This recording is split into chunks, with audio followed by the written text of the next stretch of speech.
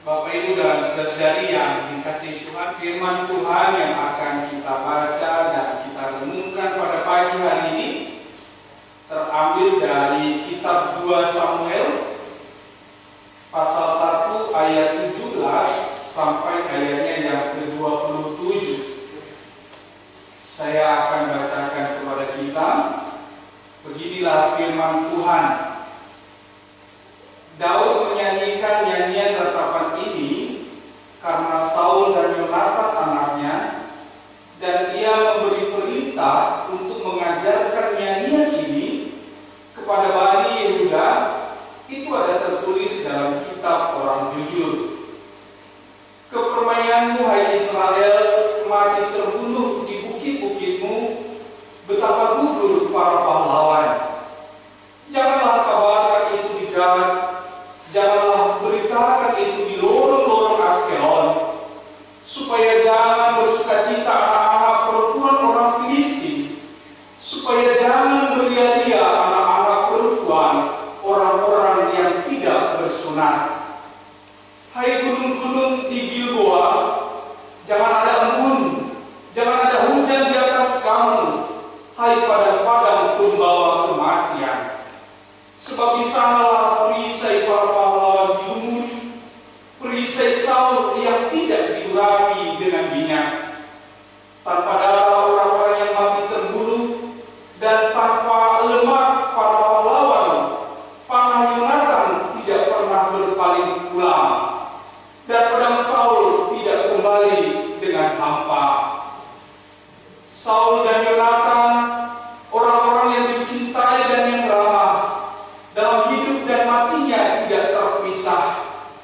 Mereka lebih cepat dari burung raja wali, mereka lebih kuat dari singa.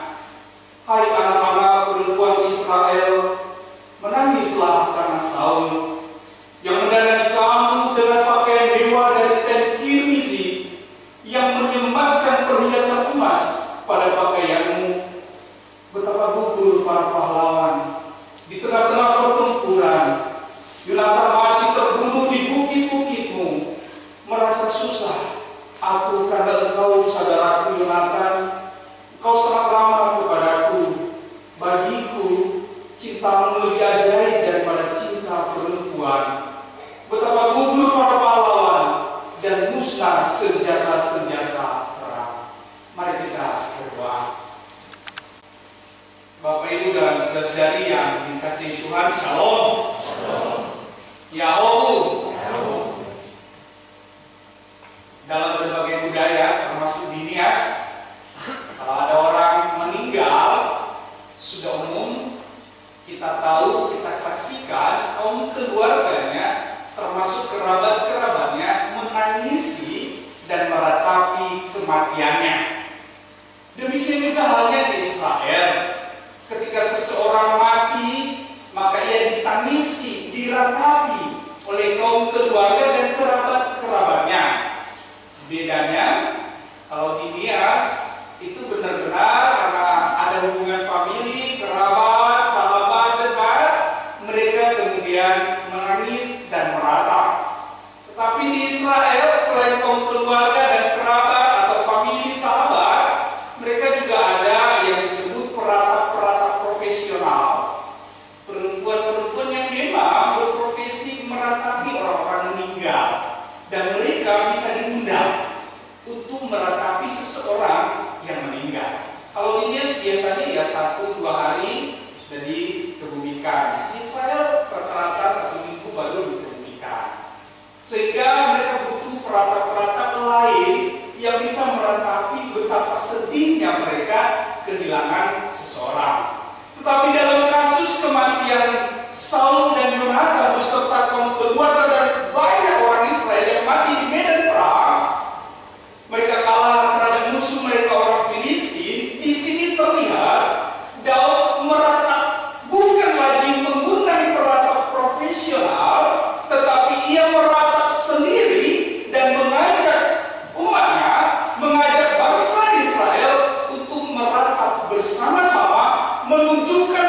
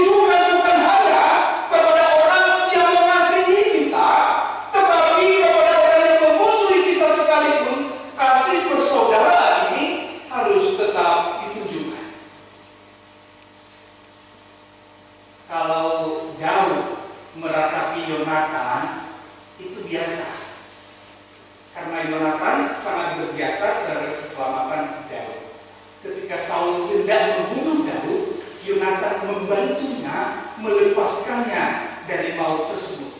Sehingga wajar kalau Daud meratapi kematian Yonatan. Ini kasih yang normal. Jadi kalau orang mengasihi kita, kita lalu mengasihi dia. Orang yang mengasihi kita lalu mati, kita kemudian sedih, itu biasa, normal. Tetapi ini kasih yang luar biasa, kasih persaudaraan yang luar biasa, bahwa dalam menunjukkan kesedihan, peratapan, dukanya, kehilangannya terhadap kematian musuhnya. Musuhnya itu Saul. Saul ini bukan hanya memusuhi lewat kata-kata, bukan hanya lewat fitnah, tetapi ia sendiri hendak membunuh Daud. Sampai-sampai Daud ini menjadi buronan, melarikan diri. Ia bahkan melarikan diri ke negeri orang Filistin, musuhnya Saul, supaya Saul tidak lagi mencari. Karena kemanapun Daud melarikan diri di antara sesama bangsanya, Saul akan senantiasa mencari dan berusaha membunuhnya. Sampai-sampai Daud buron dan melarikan diri ke tempat musuhnya, karena ia tahu kalau di tempat musuhnya Saul tidak akan lagi mencari. Dan ketika Saul ini mati, Daud tetap mengasihi. Kasih persaudaraan yang luar biasa, yang bukan hanya kasih yang normal, kasih yang biasa, tetapi ia mengasihi musuhnya. Ini seperti yang diajarkan oleh Tuhan Yesus Kristus di dalam Matius pasal 5 ayat 24, yaitu bahwa kasihilah musuhmu dan berdoalah bagi yang menganiaya kamu. Oh, biasanya umumnya kalau musuh kita mati, sebagian akan berkata syukuri, satu musuh telah hilang. Tetapi Daud tidak. Meskipun sebenarnya kematian Saul memberikan keuntungan yang luar biasa bagi Daud, karena dengan kematian Saul itu akan mempercepat prosesnya untuk naik tahta. Ia akan menjadi raja. Tetapi dia tidak mau bersuka cita karena itu. Karena bagi dia Saul adalah tetap saudara. Meskipun itu musuhnya, itu ia tunjukkan tetap dengan mengasihinya. Menunjukkan betapa ia kehilangan, menunjukkan betapa ia berduka atas kepergian dan kematian Saul. Itu yang kedua, bahwa kasih persaudaraan ini bukan hanya untuk orang yang mengasihi kita, tetapi juga terhadap musuh kita sekalipun. Siapkah kita mengasihi musuh kita? Amin. Tidak banyak yang berkata amin. Siap mengasihi yang mengasihi kita? Amin. Siap mengasihi musuh kita? Amin. Amin. Luar biasa. Yang ketiga, kasih persaudaraan ini yang terbuka di dalam ratapan ini adalah kasih yang penuh pengampunan. Kasih yang penuh pengampunan. Ini saya pernah sampaikan bahwa kita ini jangan hanya menabung uang terus, jangan hanya memperbanyak uang, memperbanyak harta, tapi juga mari kita memperbanyak tabungan pengampunan kita. Sehingga ketika ada orang bersalah, kita mengampuni, memaaf. Dan itu tidak habis-habis. Selalu kita memiliki pengampunan. Orang yang bisa mengasihi musuh, itu hanya bisa terjadi kalau dia memiliki pengampunan terhadap kesalahan musuhnya. Dan ini ditunjukkan oleh Daud. Betapa ia susah, hidupnya menderita. Pastilah dia pernah marah. Pastilah dia sakit hati. Bahkan mungkin dendam terhadap Saul. Ia bahkan pernah punya kesempatan untuk membunuh Saul. 2 kali dia punya kesempatan bisa membunuh, membalas kejahatan Saul. Tapi ia tidak melakukan. Ia mengampuni. Ia beritahukan kepada Saul, saya sebenarnya punya kesempatan membunuhmu, tetapi aku tidak mau memanfaatkan. Aku tidak mau melakukan itu. Aku mengampunimu. Tabungan pengampunan ini harus dimiliki oleh setiap orang beriman. Dan Daud pagi ini mengajarkan kepada kita bahwa tabungan pengampunan itu ternyata menjadi modal yang sangat kuat untuk mempraktikkan kasih persaudaraan.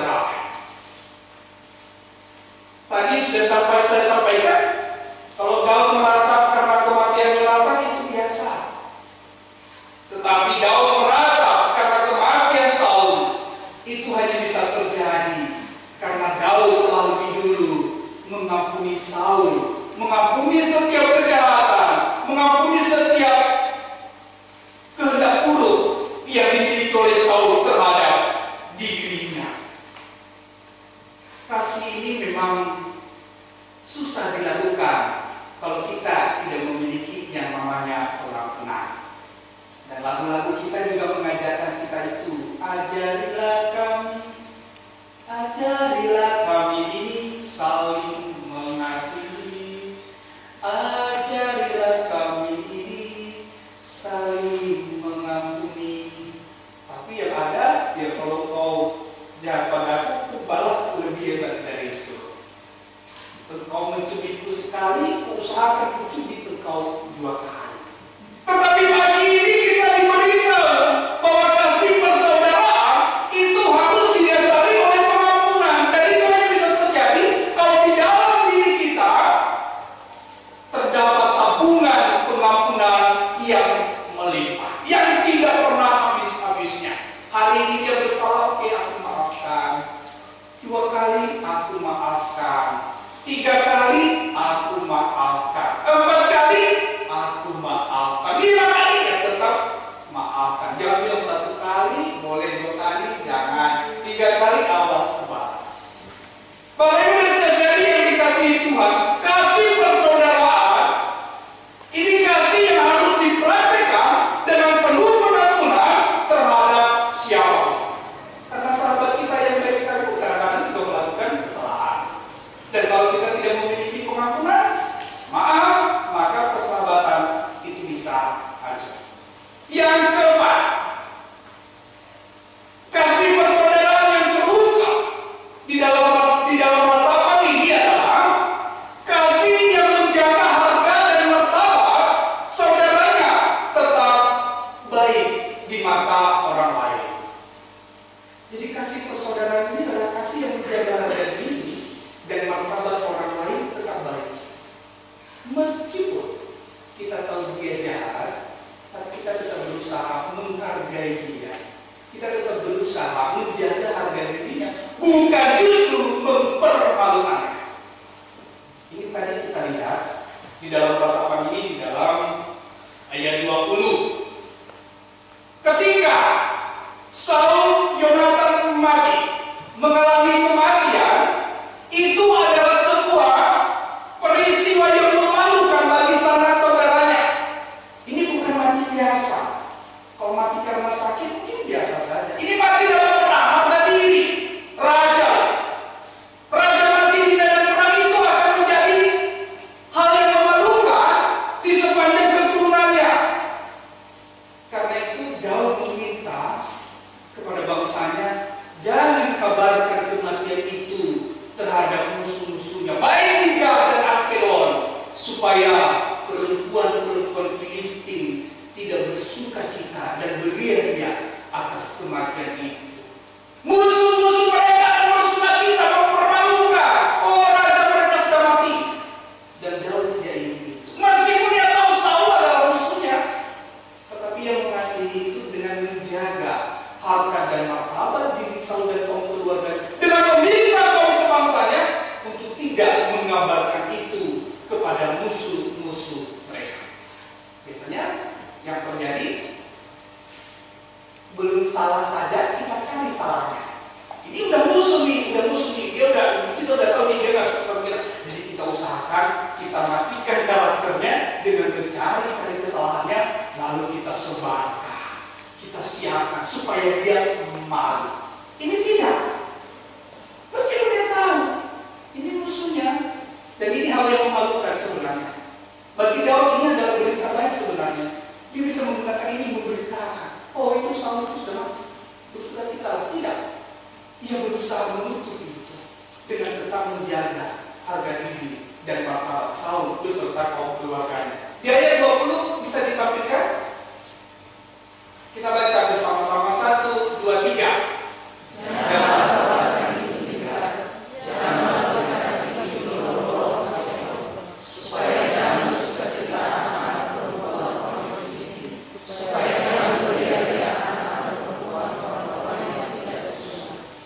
Ia menjaga harkat dan martabat Saul.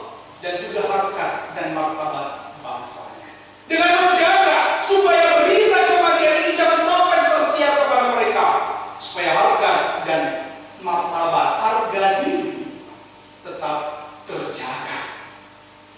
Ia juga tetap mengingat kebaikan yang dilakukan oleh Saul dan Yonatan. Kasih persaudaraan ini di dalam menjaga harkat dan martabat diri orang lain adalah dengan cara mengingat-ingat kebaikan yang sudah dilakukan. Biasanya pepatah kita begini, nila setitik merusak susu sebelah. Nila itu hal yang kotor, yang buruk, susu itu hal yang baik. Nila setitik, kejahatan yang kecil, itu merusak kebaikan yang begitu baik. Ini tidak berlaku. Dalam kasih persaudaraan tidak berlaku hal yang demikian. Harus sebaliknya. Nila yang sebelah itu tidak merusak susu yang setitik. Nila kejahatan, kekotoran yang banyak itu tidak merusak secuil kebaikan yang sudah ditorehkan. Daud mempraktikkannya. Ia memuji kebaikan Saul dan Yonatan. Ia mengatakan bahwa mereka itu pahlawan. Betapa gugur para pahlawan. Ia mengabarkan kepada bangsanya, Saul dan Yonatan telah memberikan pakaian mewah Kirmizi kepadamu, kemenangan-kemenangan yang sebelumnya, memberikan kesejahteraan.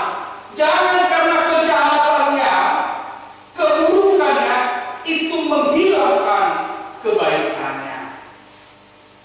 Jadi biasanya orang kan akan lebih cenderung mengingat yang jahat, yang buruk daripada yang baik.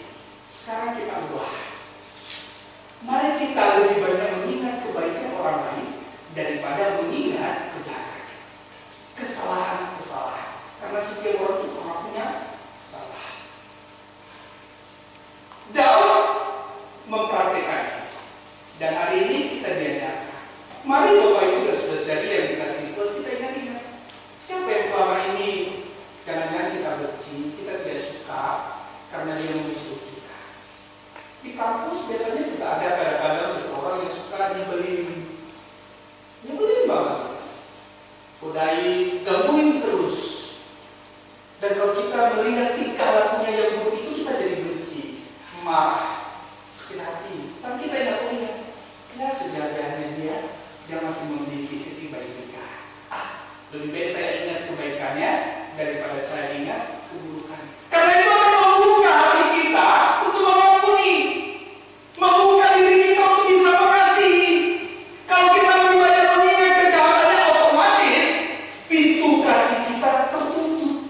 Yang ingatnya yang jahat, ya dimana mengasihi kan ingatnya yang buruk. Tapi kalau kita ingat kebaikannya, maka kita akan lebih mudah mengasihi. Di dalam ayat 21 sampai 23 dan 25 ayat 27, Daud mengingatkan bangsanya bahwa Saul dan Yonatan adalah tetap pahlawan bagi mereka. Meskipun mereka mati di medan perang dan memiliki kejahatan-kejahatan yang luar biasa yang dilakukan oleh Saul, tetapi Daud tetap mengatakan mereka pahlawan. Mereka orang-orang baik. Di ayat 23 mereka adalah orang yang dicintai dan ramah. Oh bayangkan, dia mengatakan Saul dan Yonatan itu adalah orang-orang yang dicintai dan ramah. Padahal kita tahu Saul sangat tidak ramah terhadap Daud. Dia tidak ramah terhadap Daud, tapi Daud melihat bingkai yang lebih besar. Dia tidak hanya melihat kejahatan yang kecil itu. Mereka lebih cepat dari burung raja wali dan lebih kuat dari singa. Faktanya mereka mati di medan perang. Tapi Daud tahu orang-orang ini sebelumnya mereka berjuang habis-habisan. Mereka memiliki kecepatan yang luar biasa melebihi burung raja wali dalam menyerang musuh. Memiliki kekuatan singa yang begitu luar biasa menerkam setiap musuhnya. Ia ingin mengingat betapa pengorbanan ini tidaklah sia-sia. Walaupun mati di medan perang, itu tetap mati berharga. Bukan mati yang memalukan, yang mengubah itu. Dan mengatakan, mari kita ingat bahwa mereka ini adalah para pahlawan yang sudah berjuang habis